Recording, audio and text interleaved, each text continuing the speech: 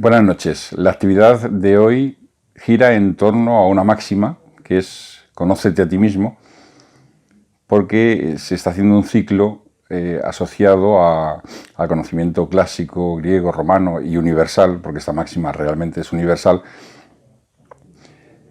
Y como filosofía, pues de diferentes perspectivas queremos poder tratar este tema. Y escogí, dado que estamos también con el centenario de Dante, que es 1265-1321, cuando murió, pues unir estos dos elementos, el conócete a ti mismo y la Divina Comedia de Dante.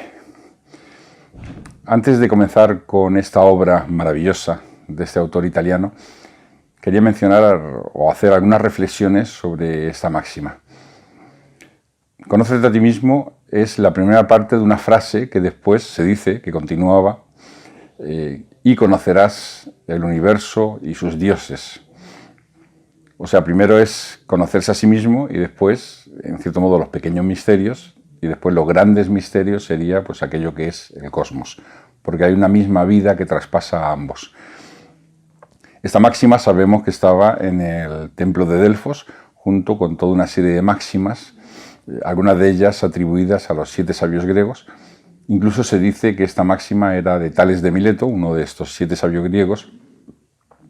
Y como todas las máximas de estos personajes, que son muy sintéticas, enseñanzas filosóficas condensadas al máximo, es una gran verdad y al mismo tiempo es una gran paradoja. Porque conocerse a sí mismo no es solo hacer una serie de testes para determinar cómo es tu carácter o cómo es tu temperamento base o incluso cuáles son tus ideales o cuáles son tus virtudes y defectos o dónde estás en este momento. En cierto modo es como si todos nosotros recorriésemos con nuestra alma un camino, y conocerse a sí mismo es no solo conocer al caminante, sino también conocer el camino. Porque en cierto modo el camino transforma, transmuta al caminante, y en cierto modo lo que espera durante y al final del camino es la realización de algo que está en potencia en el caminante. Como dicen los textos místicos tibetanos, en concreto Voz del Silencio, hay que recorrerse a sí mismo, ¿no? Solo puedes recorrer el sendero cuando tú mismo te hayas convertido en ese sendero.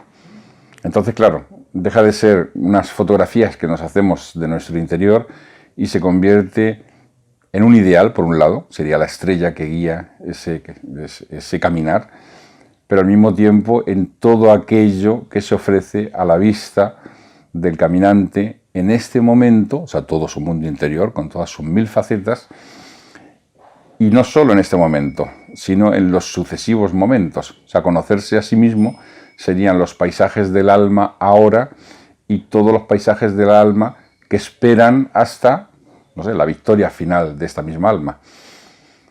Esto convierte el conocerse a sí mismo, pues no solamente en una máxima, sino al mismo tiempo en una paradoja, porque ¿quién puede llegar a conocerse a sí mismo? Es como si dijésemos que en la medida que avanzamos en ese camino, el horizonte retrocede. Sí, se amplía, pero retrocede. ¿Y cuánto hemos avanzado? Y si este caminar fue realizado no solo de ahora, sino de antes, si nuestra alma ya inició este caminar, si en la visión de, por ejemplo, Hildegard von Bingen, que es casi de la misma época que Dante, ella representa al alma divina como un rombo que está en su propio mundo de fuego. Es un rombo de fuego en un mundo de fuego, dotado de 1000 ojos, quizás toda su sabiduría, todas sus vivencias, todo aquello que ha acumulado a lo largo de un caminar infinito, y lanza sobre el niño que se está gestando, lanza una llama de fuego. Esa llama de fuego va a ser la que va a estar sometida al proceso de la encarnación y a todos los sufrimientos y todas las dificultades y todas las experiencias y todas las oportunidades que van a permitir que esa llama divina crezca. Pero igual que lanzó esa llama sobre un niño que se estaba gestando y va a estar en él durante toda su vida y se retirará cuando sea el momento, De la misma manera, según la doctrina oriental de la reencarnación, quizás ese rombo de fuego ha lanzado esa llama en infinidad de otras personalidades y en cada una de ellas ha asumido su sabiduría. Entonces, desde esta perspectiva, ¿qué es conocerse a sí mismo? ¿Es conocer dónde está la llama? Claro, evidentemente. O sea, es conocer todo aquello que esa llama pueda conocer en uno mismo. Es como el fuego o la conciencia conoce la materia. Pero al mismo tiempo, conocerse a sí mismo sería quizás identificarse con el alma que recorrió los caminos y que aún está recorriendo de alguna manera a través de las encarnaciones, y en ese sentido, claro, es una paradoja, es una dimensión infinita, es dónde comienza, dónde termina, qué es. De hecho, lo normal en los filósofos prácticos, o sea, que no solo estudian, sino que quieren realmente conocerse a sí mismo y vivir en concordancia con las verdades que aprenden, vamos a encontrar que cuanto más quieren conocerse y cuanto más pensaban que se estaban conociendo, más se dan cuenta de que cada vez se conocen menos. Y de que en realidad llega un momento, como dicen algunos místicos, que en realidad uno se disuelve en el misterio del no saber o del no conocimiento, que quizás es donde comienzan ahí a aparecer las certezas interiores, ¿no? Un poco como la duda socrática, ¿no? En el abismo de esa duda, después de un camino mental escarpado, difícil, doloroso, a través de la meditación platónica o socrática, se llega a un estado donde el alma quería salir, quería dar el salto, quería comprender realmente. Pero ese estado tiene que ser un estado donde se abandona todo lo que se creía conocer. O sea que si creemos conocer algo, no podemos conocernos a nosotros mismos. O sea, solamente desde el abandono de todo tipo de prejuicio o concepto previamente elaborado es como iríamos a tener acceso a este saber, como si fuese un relámpago en nuestra conciencia que en ese momento pues definió un rumbo, y como diría Avicena, llegará un momento que esa luz del relámpago de una intuición se convierta en el sol del mediodía de una sabiduría perfecta. Pero claro, eso ya es equivalente al nirvana de los budistas, ¿no? A la suma perfección. Eso sí que está lejos. Bien, entonces, hecha esta reflexión sobre esta máxima, decir que la Divina Comedia de Dante es realmente un viaje al interior de uno mismo y representa un modo alegórico de expresar cómo podemos conocernos a nosotros mismos, todos los paisajes internos que vamos a recorrer y, en cierta manera, ese infierno, ese purgatorio y ese paraíso, y Beatriz y Virgilio y los diferentes personajes que aparecen, es como si fuera pues los paisajes del alma. O sea, verdaderamente todo ese camino se hace en el alma. Si entendemos o queremos comparar con la metáfora de Platón del mito de la caverna, es solo dejando de ser sombra en el muro, o sea, dejando de mirar hacia afuera y entender que el mundo está reflejado en las sombras del muro, o sea, hacia afuera, y volviendo los ojos hacia la realidad, no solo interior, sino la realidad, pues podríamos recorrer ese camino, podríamos recorrer la caverna y salir a la luz. Y en cierto modo eso es lo que expresa Dante en esta obra. Esta obra no es el único libro que escribió, es el más conocido, y él escribió De Vita Nuova, Le Vita Nuova, sobre su amor, su gran amor a Beatriz, y un poco la historia de ese amor, desde que la vio por primera vez, que tenía 9 años él, quedó completamente chocado y se estremeció como un junco con el viento. O sea, y su corazón dice que es como si ese amor le hiciera descubrir una eternidad que había pasado desapercibida hasta ese momento. Entonces, bueno, pues explica los poemas que escribió, reflexiones, un poco siendo la historia de ese amor, es la historia del despertar de su alma. Y luego Beatriz va a ser la reina, ella murió con 24 años, tenía el poeta 26, ella va a ser luego la reina de su pensamiento y va a figurar como una encarnación, una cristalización del eterno femenino de su alma inmortal. Él escribió otra obra sobre el amor, el banquete o el convivio, donde expresa, pues, a la manera de Platón en el banquete, expresa, pues, los misterios del amor, y ya entramos en un pensamiento renacentista. Vamos dejando poco a poco el pensamiento medieval. Por eso esta obra de las obras, esta y en general las obras de Dante, junto con las de Petrarca, Boccaccio y otros muchos autores menos conocidos, son los que van abriendo la puerta del Renacimiento. O sea, van generando unas semillas que cuando crezcan se van a convertir en el Renacimiento florentino primero y luego por toda Italia y luego que se va a expandir como humanismo por toda Europa.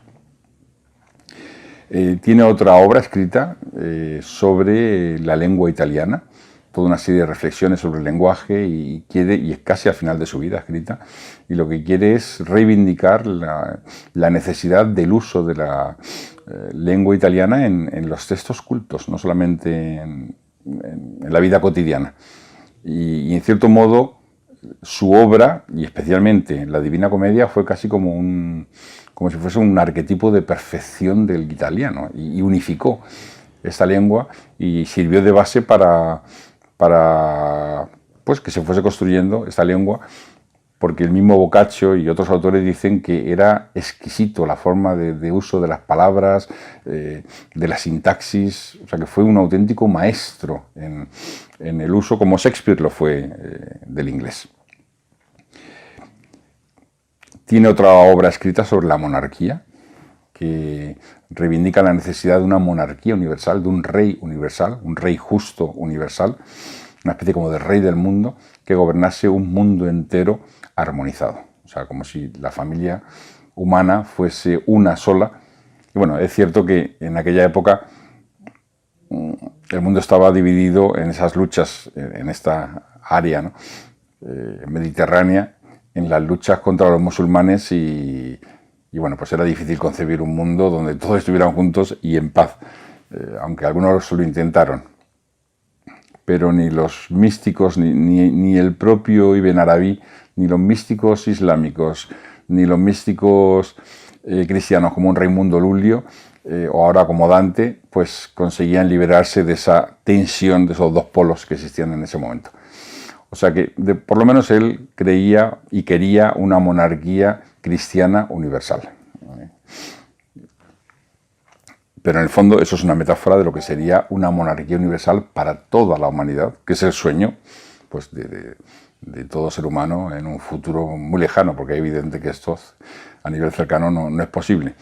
Es una especie como de organización de Naciones Unidas real, ¿no? Que consiguiese realmente armonizar y gobernar con justicia y crear toda una especie como de gran familia humana, donde cada uno mantiene sus prerrogativas y sus derechos, un poco a la manera de lo que consiguió el Imperio Romano, donde se mantenía la religión, las costumbres, incluso las propias leyes, la moneda, pero había una especie como de elemento armonizador que permitía el libre comercio, que permitía, pues eso, y una especie como de derecho de gentes, o un derecho natural cristalizado, en este caso en las leyes romanas. Sobre la Divina Comedia, decir que esta obra fue comenzada a escribir cuando tenía el poeta unos 31 años y que estuvo toda la vida, hasta poco antes de morir. Y inicialmente escribió 8 cantos, pero los disturbios que había en Florencia, que lo obligaron a huir y nunca más pudo volver a su tierra natal, a su ciudad querida, ¿no? A Florencia, y pasó los últimos años en la ciudad de Rávena. Pero finalmente Florencia fue la ciudad amada, querida. Él quiso ser coronado como poeta en esta ciudad, pero él huyó dejando tan solo 8 cantos escritos que fueron encontrados en su casa, le fueron llevados, fueron leídos por personas que lo identificaron que solo podían ser de Dante por la calidad con que estaba escrito, y se lo entregaron finalmente llegó a él, llegó a sus manos, él reconoció que eran suyos y pues sus amigos le pidieron que por favor continuara con esa obra porque era sublime Y él dijo que sí, que dado que habían llegado de nuevo a él estos textos, iba a continuar. Y continuó durante toda su vida. Hubo años enteros en que no escribió nada de este libro y escribió otros o no escribió.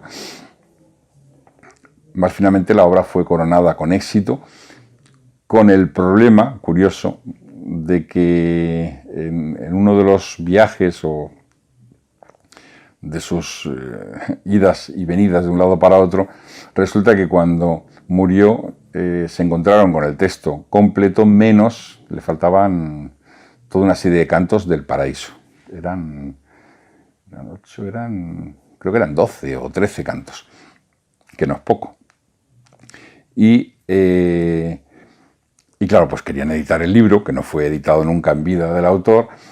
Estaban desesperados porque se merecía una edición y, por otro lado, pues editarlo sin que terminara y saliéndose del programa o del pensamiento original del autor y llegar a la magnitud y a lo sublime de su pensamiento y de su letra escrita, pues nadie se atrevía. Se le ofrecieron a los hijos, los propios hijos, uno de los hijos, pues quiso intentarlo, pero denegó la oferta, dijo que eso no era posible. Y curiosamente tuvo un sueño, esto lo cuenta Boccaccio en la biografía de Dante, que es bellísima, es un opúsculo, se lee en una hora, más está bellísimamente escrito, con unas reflexiones filosóficas y unas comparaciones. Es una obra realmente notable. Y cuenta Boccaccio que él vivió pues muy poco tiempo después de Dante y conoció a su familia, habló con la familia, o sea, él es testimonio presencial de estos hechos, que el hijo tuvo un sueño donde que él sabía que no era un sueño, una especie como de visión, donde le aparecía el padre más joven, resplandeciente, y le preguntaba sobre el hijo, sobre la vida, más allá de la muerte, y más o menos le respondía el padre: vida, la vida real es la que yo vivo, no la que vosotros vivís. Eso es como vivir en una gruta.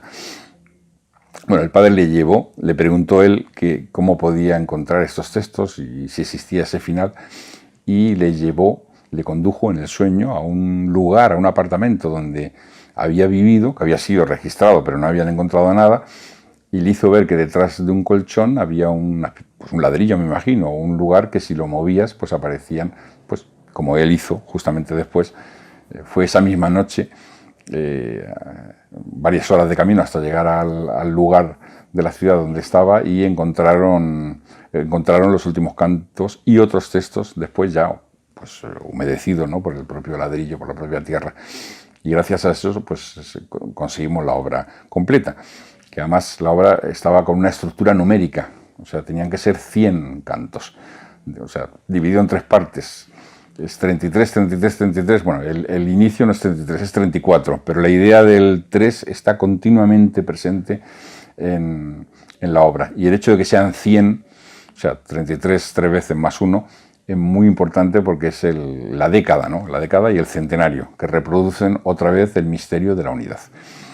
Piensen que Dante estaba imbuido de toda la filosofía del trivium y el quadrivium, donde la clave de la realidad es el número, y hoy lo llamaríamos matemática sagrada. Es una matemática simbólica, filosófica, tendiente a despertar el ojo divino, como decía Platón en la República, en el ser humano, y a ver las cosas como son, no como parecen que son. Hasta el punto incluso que hay autores que han investigado más en profundidad la matemática y los números en la obra de la Divina Comedia, y está todo medido como si fuese un plan de arquitecto.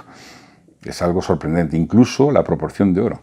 O sea, hay un autor que aplica la proporción de oro al libro entero y aparece, creo recordar, o sea, lo aplica sobre los cantos, o sea, sobre los 100 cantos, pues te sale un número que sería pues el cántico 61.8, saber qué verso. Y es el momento, parece ser, donde Virgilio, si recuerdo bien el artículo, donde Virgilio ya dice que ya ha completado su misión. Ahora le entrega, aún están en el purgatorio, pero ahora va a continuar, él ya no va a hablar más, no le va a formar más hasta que se encuentre con Beatriz. Y luego aplica la proporción de oro a cada uno de los libros, o sea, por un lado al infierno, por otro lado al purgatorio, por otro lado al paraíso, creo que lo hace también, y en el infierno aparece el terremoto que ante la llegada de Jesucristo, que descendió a los infiernos, creó una brecha en el infierno que iba a permitir la salida de las almas de él y la salvación. Entonces es una idea de articulación, es una articulación, es un momento de articulación. Y igualmente, cuando lo aplica en otro, no me acuerdo si es en el purgatorio, que aplica esa misma proporción, sí, y le sale el caso concreto de un alma del infierno que había salido, no, un alma del purgatorio que en ese momento va hacia el cielo, o sea, otro momento crucial, son momentos cruciales. Claro, la proporción de oro define la articulación natural de las cosas. Y hay autores que estudian pues, en profundidad la matemática, el uso de la matemática, que era muy importante para Dante. Incluso él llega a comparar, y es una de las escenas más cruciales del texto, compara a Dios con la unidad perfecta. Y como símbolo de esa unidad es el punto. Por lo tanto, Dios es el punto irradiante.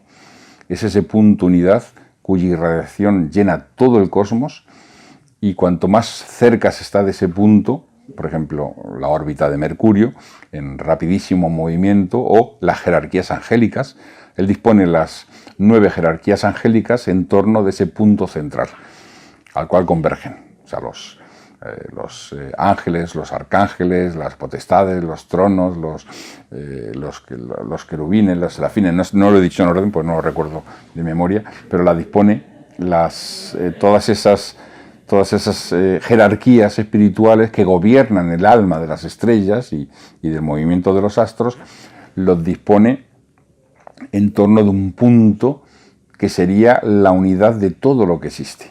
También compara a Dios como igualdad. Dios es la igualdad en lo que todo es uno. O sea, en la naturaleza no hay nada igual, pero no hay nada que esté separado totalmente. Hay un elemento que une todo y desde donde todo se forma. Una especie como de luz divina o fuego universal. Él usa mucho la metáfora del fuego y de la luz. En este caso, ese punto era de irradiación de una infinita luz que abarcaba todo. Bien, ¿por qué la relación Divina Comedia, Conócete a ti mismo? Entre otras cosas porque esta obra es un tratado de filosofía y práctica, porque es filosofía moral, es filosofía de todas las ciencias del trivium y del quadrivium, está todo condensado ahí. Sus conocimientos de astronomía son realmente notables, conocimiento incluso de la estructura de la Tierra, de la estructura del alma humana, debates dialécticos que aparecen en el libro. Él era un auténtico dialéctico. No sé por qué en la biografía no se menciona que él estuviera en París, pero Boccaccio lo dice. Y dice que fue famosa, y me imagino que sin esa época él vivió casi contemporáneo, o sea que tiene que ser cierto. Y que estuvo en debates dialécticos donde era capaz de recordar todos los argumentos a favor y en contra de 14 tesis, o sea que podían ser 140 argumentos perfectamente. Y habiéndolos oído solo una vez, y debatir y hablar uno a uno de todos esos argumentos con todo lujo de detalles y respondiendo a esos argumentos. Eso fue considerado en su época, dice Boccaccio, un auténtico milagro. Él daba mucha importancia a la capacidad de pensar de forma ordenada, o sea, la dialéctica como unas tesis a través de la mente, un recorrido a través de la mente para ir llegando a lo cada vez más luminoso. Curiosamente, el personaje de Virgilio representa el uso de la mente discursiva. O sea, Virgilio es su maestro, su guía en el infierno y en el paraíso. Es su adorado maestro, le llama así además.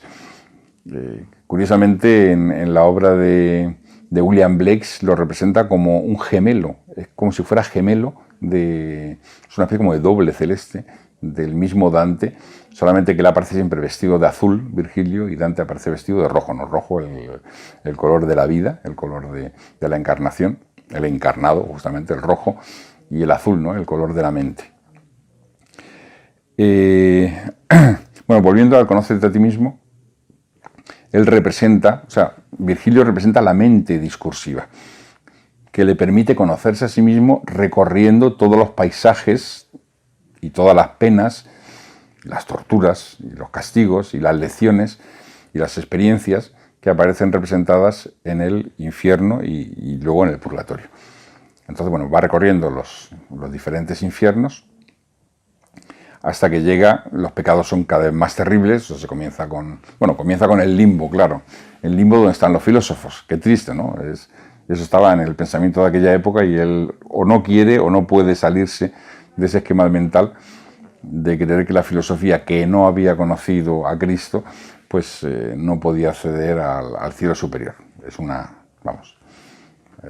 brutalidad, una cosa absurda además, estúpida, propio de aquella época, donde había sistemas de propaganda muy eficaces que a lo largo de los siglos conseguían lo que querían. Pero en definitiva, Virgilio, siendo su maestro, su morada natural está en el infierno más leve, ¿no? En el limbo, una especie como ciudad, fortaleza, donde viven todos los sabios, que no conocieron la luz divina de Cristo, etcétera, etcétera. No fueron redimidos porque, entre otras cosas, porque vivieron antes, por ejemplo, ¿no? Entonces, la guía de Virgilio es la guía de la mente discursiva, es la mente argumentativa. O sea, todo lo va razonando, todo lo va explicando, le guía, le protege, incluso protege su alma, le lleva.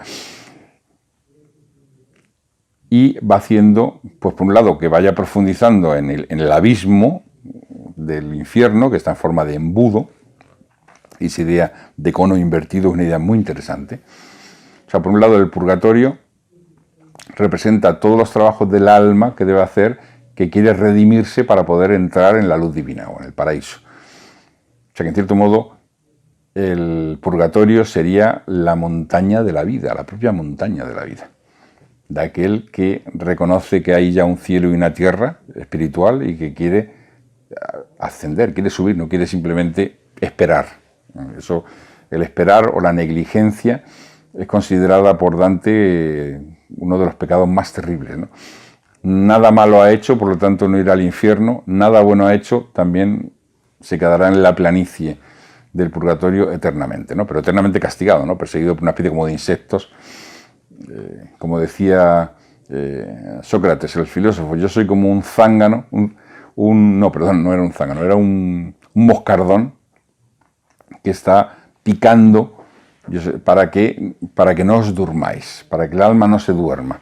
Y por eso la ciudad de Atenas pues tiene un cierto rencor. Finalmente fue la ciudad de Atenas, ¿no? Las personas de Atenas quienes democráticamente votaron su muerte, su condena.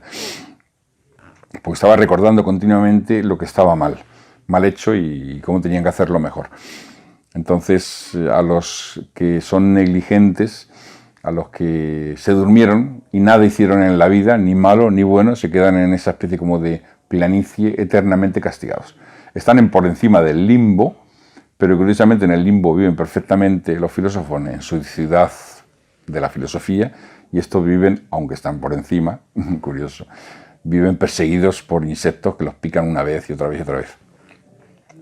Bien, entonces la montaña del purgatorio es como la obra realizada, la suma de obras, de trabajos, de dificultades, de todo aquello que va redimiendo al alma de su impureza. Cuando Dante quiere entrar en el purgatorio, un ángel con una espada en llamas le graba 7 P's en la frente, como que se convierten en 7 llagas. Y estas llagas van a ir desapareciendo una a una según él vaya recorriendo pues las 7 terrazas, porque son como terrazas en realidad, las 7 terrazas del purgatorio. Curiosamente la palabra P es de pecado, pero también es de puerta, de prueba, y la letra griega es una puerta. Son como 7 puertas que tiene que pasar, un poco como las 7 paramitas o virtudes trascendentales del budismo Mahayana en Voz del Silencio, en este libro místico.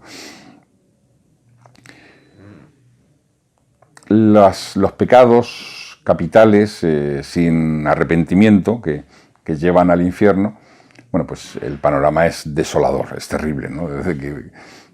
Y cautivó la imaginación de infinidad de personas pues, para hacer techos de iglesias, para hacer eso en Florencia, para hacer, bueno, libros, multitud de ediciones. Curiosamente en el barroco no se hicieron casi ediciones de Dante, pero antes y después se hicieron, y muchas.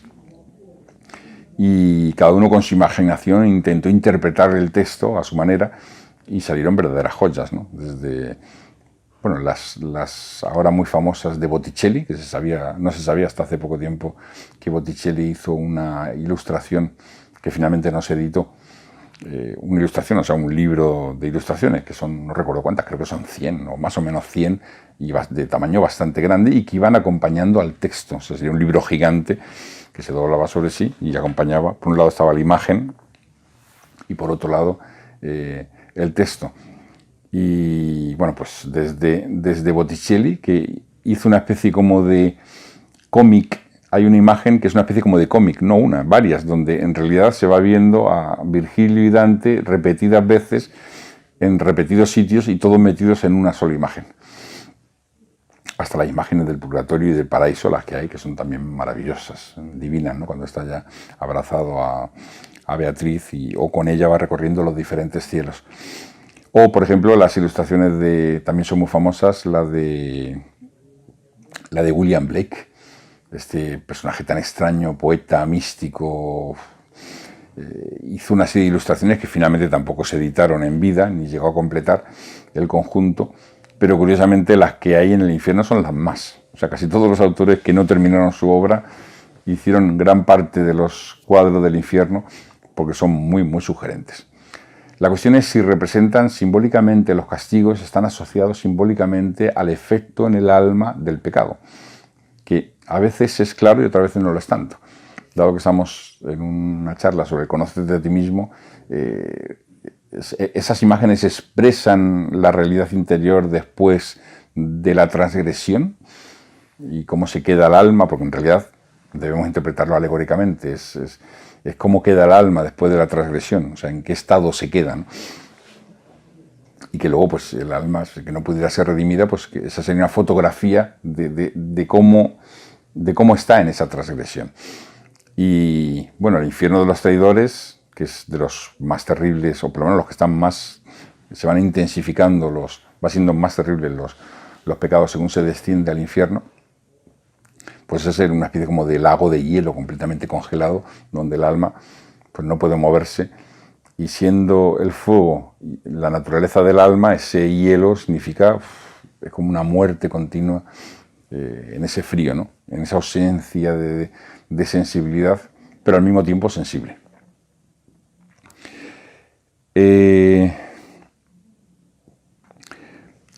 Dante va dando muchas enseñanzas y se va encontrando con diferentes personajes en diferentes momentos de su recorrido en el infierno, donde tiene que llegar a la ciudad de Dite y luego llevado por una especie como de centauro y luego por un gigante a diferentes sitios. Los mismos demonios intentan perderle porque él va con cuerpo presente, esa es la idea, él proyecta sombra, por eso todas las almas se quedan muy alucinadas cuando ven que proyecta sombra, que pesa y proyecta sombra, ¿no? Como si hiciera el recorrido con el cuerpo, ¿no? Quiere diferenciar decir, no estoy en vuestra condición, estoy como de observador o estoy pasando a través de estos ciclos y mi sufrimiento es veros así. Él mismo no está sufriendo lo que sufren los otros porque es una especie como de viaje a través como no sea por empatía, ¿no? Que en ese sentido sí que lo sufre, y mucho. Es como si fuera la conciencia que va registrando los sufrimientos de todos y va aprendiendo del sufrimiento de todos, pero sin ella misma estar dentro de esos cuerpos, formas o astrales, si queremos decir, que están sufriendo esos castigos. Para Dante, el extremo del mal estaría en el centro de la tierra, curiosamente. Es como si hubiera una polaridad, centro de la tierra y el cielo más externo. Evidentemente usa la constitución tierra-céntrica, ahora se habla mucho de esta palabra, o sea, la tierra está en el centro del cosmos, y en base a una serie de esferas, ¿no? De 8 esferas, donde en la octava estarían las estrellas fijas, la novena es la del movimiento continuo y la décima ya sería directamente lo divino, ¿no? Y perfecto. Bien, él va, en diferentes momentos, o sea, va dando enseñanzas también en el purgatorio, enseñanzas y reflexiones que son sublimes, conversaciones sobre historia, sobre filosofía, sobre poesía. Y algunas de estas enseñanzas son realmente misteriosas. Por ejemplo, una dice que el alma se infunde en el cuerpo solo en el momento en que el cerebro ya está formado. Un poco como la idea que comenté de Hildegard von Bingen, donde solamente cuando el feto tiene forma humana es cuando, en este caso dice Dante, el creador infunde el alma, un nueva alma. Bueno, esa era la idea de aquella época, una creación de una nueva alma en cada nuevo cuerpo. Una alma divina nueva, eso es una paradoja, ¿no? Si es divina y es eterna y es nueva, no puede ser, hay una contradicción de términos ahí. Más en cada cuerpo, y esa es la voluntad del creador la que se ha manifestado como si fuera un hijo, ¿no? Con esa alma. Esa es una idea muy interesante porque está en clara discordancia con el hecho de que el alma es infundida en el momento de la concepción. Aquí sería más o menos en el tercer mes, finales, cuando todo el sistema nervioso se abre y cuando comienza, como dice, el movimiento propio del cuerpo. Es la idea de que el alma es el origen del movimiento, del automovimiento. O sea, aquello que mueve las cosas solo puede ser el alma, el motor interior. Entonces, el movimiento del cuerpo antes de que se infunda el alma dice que es como la esponja en el mar. O sea, es movida por las corrientes. Pero solo después que entra el alma es cuando ya comienza a moverse él por sí mismo. Porque quien infunde real percepción y los mismos sentidos y todo es el alma. Otra enseñanza curiosa es cuando explica por qué puede haber almas hambrientas, está en el purgatorio de los glotones, que los pobres están famélicos buscando alimento y no lo consiguen y corren de un lado para otro buscando lo que no pueden conseguir y tienen que estar así, según esta versión, siglos y siglos y siglos hasta que finalmente son redimidos y se van purificando. Pero es curioso porque le pregunta Dante, pero ¿cómo puede ser esto? ¿Cómo se puede estar delgado si no se come? O sea, ¿cómo se puede estar famélico o gordo o como se quiera si no se come? Y da una explicación interesantísima sobre cómo se constituye el alma humana. Y dice que quien da forma al cuerpo es el alma. Y que se va imprimiendo en la materia y a través de la sangre va formando el cuerpo y que después de que el cuerpo muere, el alma se retira, pero se retira con sus potencias. O sea, sus potencias de voluntad, de imaginación, de entendimiento, de deseo, o sea, eso no cambia. Entonces, esa facultad o ese poder es un poder de dar forma, de informar, en el sentido de dar forma, y entonces continúa intacto, de manera que si una persona desea comer y no consigue comer, en su hambre imaginaria, vamos a llamar, pues se siente hambriento y famélico, desesperado por comer, y está delgado, cada vez más delgado, cada vez más delgado, cada vez más delgado, creado por la propia sensación que tiene el alma de no comer, cuando no necesita comer nada, precisamente, no como no fuera luz, ¿no? No, el alma no necesita nada, pero necesitar algo y no poderlo obtener hace que se genere esa imagen, bueno, un poco lo que se dice pues a nivel de tradiciones, ¿no? Una persona después de la muerte podrá querer hacer cosas que ya no puede hacer porque no tiene cuerpo, pero el querer lo tiene. Y eso pues será un castigo, o será una purificación, o será una dificultad, por lo menos, ¿no? ¿Tienes sed? ¿Por qué tienes sed? Si ya no tienes cuerpo para beber, sí, pero la sed la sigues teniendo. En tanto que el alma esté, por ejemplo, muy unida al cuerpo. Son enseñanzas que él va dando. Hay otra muy, muy interesante que está en base a los símbolos que determinan los diferentes cielos. Es toda una sucesión de símbolos geométricos, donde algunos de ellos no son claros, otros son más claros. Por ejemplo, en el cielo del sol está relacionado con el círculo, con la corona. La corona, en cierto modo, la corona es como ser depositario del poder solar en la Tierra, ¿no? Era significado, o la diadema, ¿no? Es la misma idea. Luego, el poder de Marte está asociado a la cruz. Entonces todas las almas ya en el paraíso, en el cielo de Marte, que es el Mercurio, Venus, o sea, la Luna, Mercurio, Venus, luego Marte, en ese orden. No, Sol y luego Marte.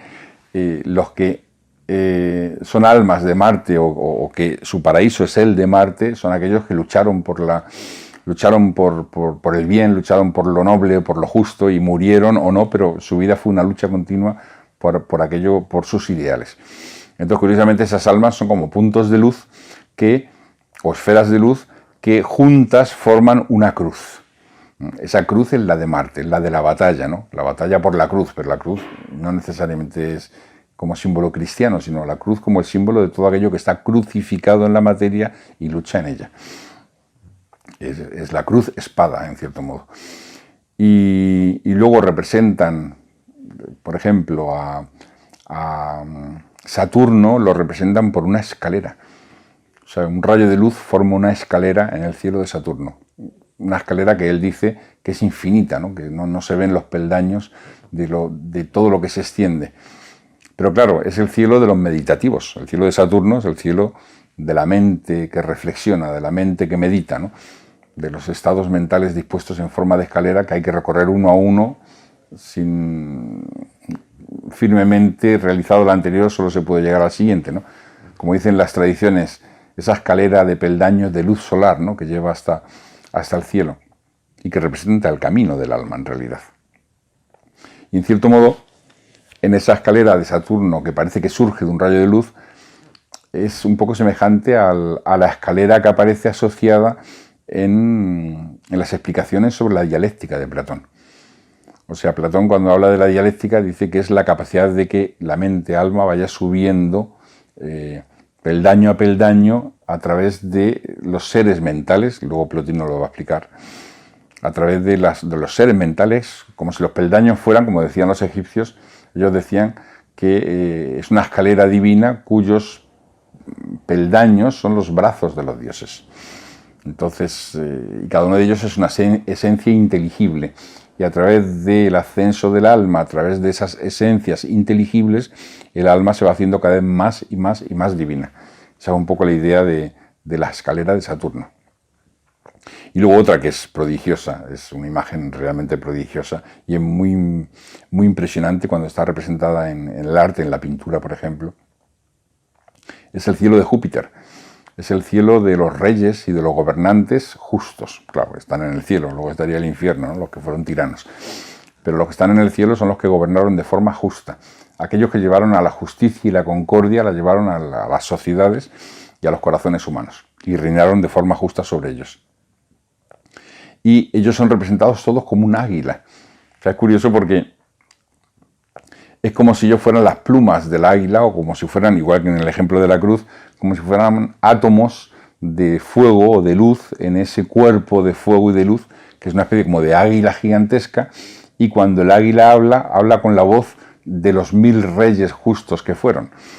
Entonces es muy impresionante. Casi voy a leer el texto porque él dice que ese águila es el mismo águila que estuvo en Roma y que creó todo un imperio de concordia y de justicia y llevó las virtudes romanas pues a todo el mundo, de aquella época, claro, y que ese águila luego se retiró cuando cayó el Imperio Romano y que ese águila está en el mundo ideal y dice, pues ahí a esa águila van todas las almas todas las almas que son regias y justas al mismo tiempo.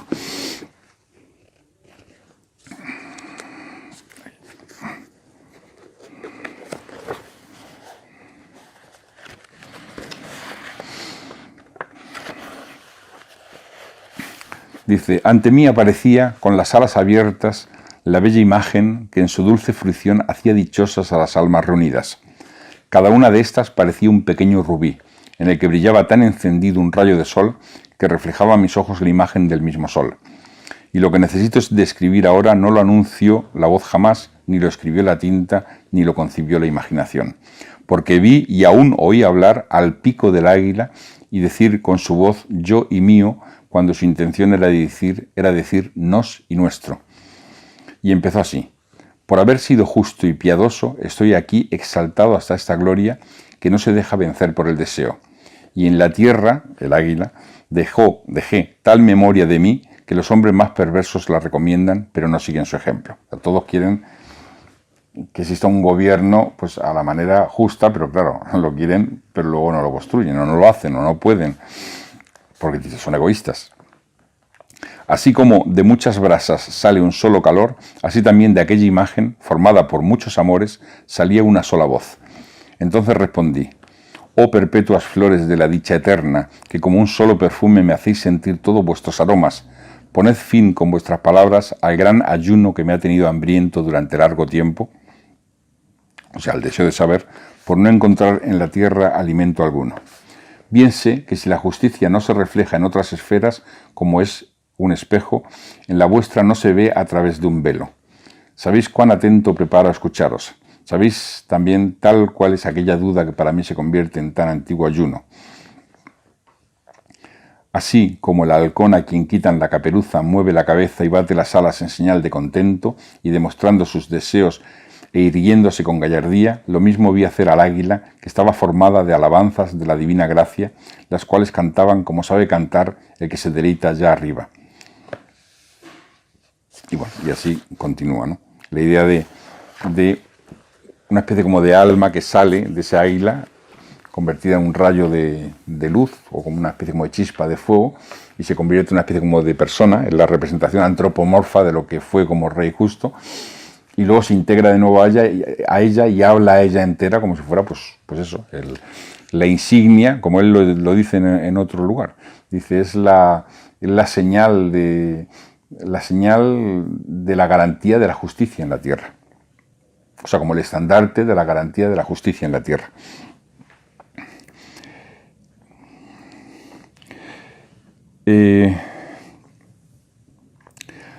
Otro tema interesante es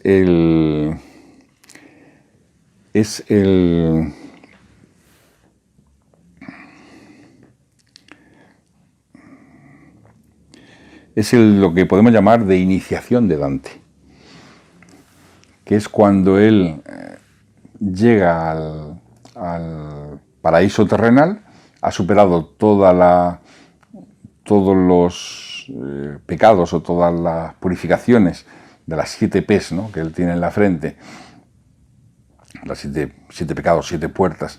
Llega a una planicie, una especie de gran jardín, bellísimo, con las flores, descrito con muchos detalles, y en ese jardín crecen.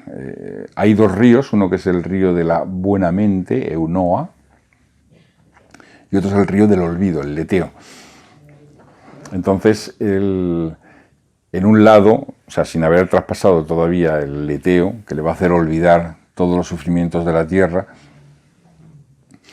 se encuentra con una procesión que va guiada por un grifo, o sea, que además aparece gigantesco, un grifo con la parte de aves roja y la parte de leones blanca y dorada, y abarca con sus alas pues prácticamente el cielo entero. Aparece como un prodigio. Algunos lo identifican guiando un carro, algunos lo identifican con Cristo. Él, que yo recuerde, por lo menos en ningún momento especifica que sea Cristo. Por otro lado, es como si fuera efectivamente el Logos que trae, o el Logos solar o el Logos divino, que trae el carro del alma humana a la tierra, porque el carro que él lleva sería el alma divina humana que desciende pues a la tierra, ¿no? Y en un primer grado desciende a una tierra limpia, sin pecado, perfectamente pura, ¿no?, y apacible, ¿no?, como se representa el jardín, ¿no?, de Adán y Eva, o el paraíso terrenal. Entonces lo curioso es que es un cortejo bellísimamente descrito, en las pinturas es increíble cómo se representa, luego lo vamos a ver si da tiempo, y aparece guiado por 7 lo que él piensa que son árboles llameando, que después se ve que son candelabros encendidos. Y estos candelabros producen, cada uno que tiene 7 brazos, por cierto, produce una banda de color, de manera que los 7 juntos producen una especie como de banda de colores, los colores del iris, los 7 colores, que se extiende hasta donde llega la vista, o sea, no se pierden detrás del carro hasta lo infinito. Claro, que vayan delante casi significa que son más importantes incluso que el carro tirado por el grifo y rodeado por los 4 animales sagrados, que serían los querubines realmente, con 6 alas y las alas con ojos, pero que se identifican también con los 4 evangelistas. O sea, porque son los animales asociados a los 4 evangelistas, que por cierto son los animales de los signos fijos del zodíaco. Entonces, esos candelabros representan la presencia de Dios en la tierra. Es un poco la voluntad del Logos. Porque en el Apocalipsis lo dice claramente, está hablando con las 7 iglesias, quien habla, ¿no? Que unos dicen que es Cristo, otros dicen que es el Logos, otros dicen que es el Rey del mundo. Hay muchas versiones y según interpretaciones, porque el Apocalipsis no es nada fácil. Pero curiosamente este personaje, que le sale la voz con una espada en llamas, surge de su voz con ese poder, le dice no sé si a todas, a alguna de las 7 iglesias, que no son solo iglesias, son congregaciones de almas. O sea, en cierto modo serían las congregaciones de almas de los 7 caminos espirituales o rayos que reconoce la tradición esotérica. O sea, las 7 escuelas iniciáticas asociadas, o en este caso discipulares asociadas a los 7 rayos y que dependen de ese poder, ¿no? Ígneo. Y les dice que como sean tibios o como no cumplan su deber, a cada uno le da una serie de instrucciones y le va diciendo, y si no haces así, como que cada escuela o cada iglesia, congregación, ¿no? Tiene su propia dinámica o naturaleza espiritual, entonces si no cumples esas instrucciones, le dice, te apartaré el candelabro, o sea, retiraré mi candelabro de ti.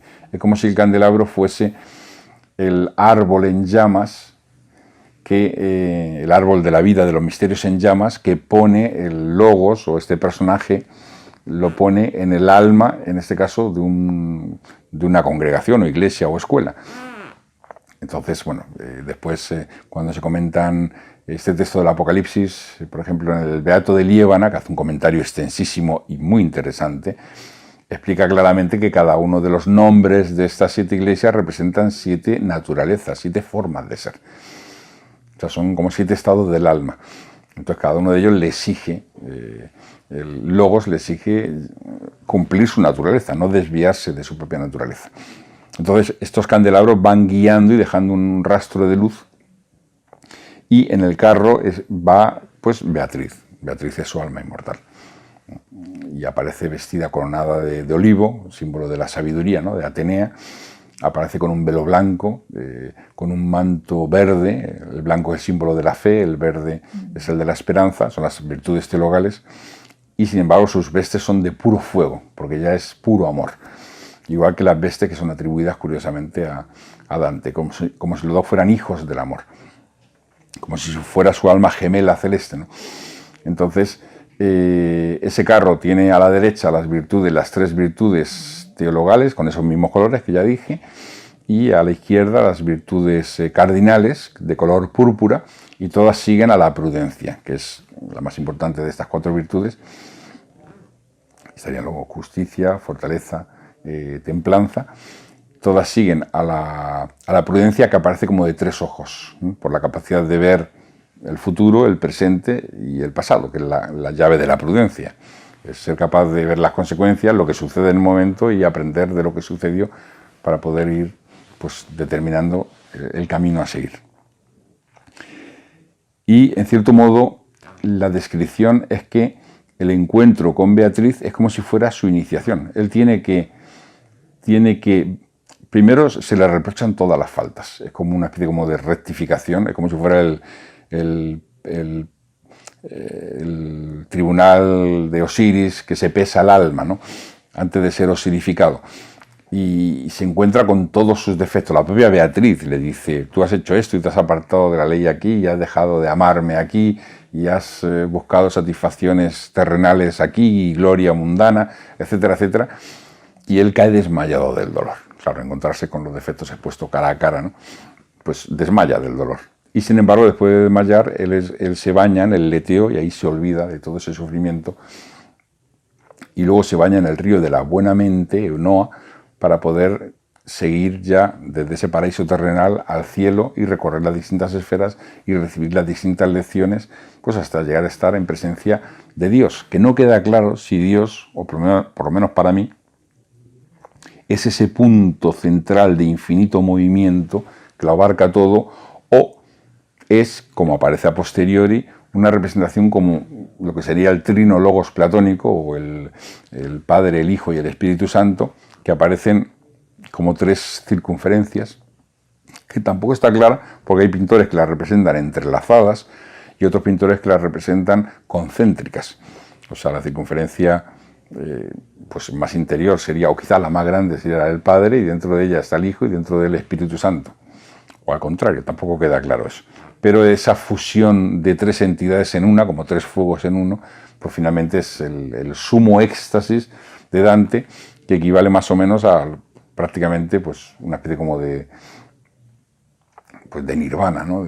No porque tiene que retroceder, pero el equivalente de haber llegado al final de todos los trabajos y de todas las comprensiones, de todas las vivencias, o sea, haber llegado al sumo y absoluto y perfecto conocimiento del sí mismo, que no solamente el que cree ser, sino todo lo que puede llegar a ser, y que se funde en ese rayo, y que sin embargo tiene que después volver a tierra, después de esa visión, pues para seguir aleccionando a los mortales. O sea que todo el viaje de Dante en la Divina Comedia es un viaje de conocimiento de sí mismo, y todas las enseñanzas que se derivan en este libro y que se dan, que son magistrales, bellísimamente expuestas además, con el amor, caridad, porque esa caridad es amor, un amor infinito, inmortal, llenándolo todo. O sea, el gran motor de toda la obra de la Divina Comedia es el amor. El amor es la propia naturaleza del alma humana. Él dice, el amor es nuestra naturaleza.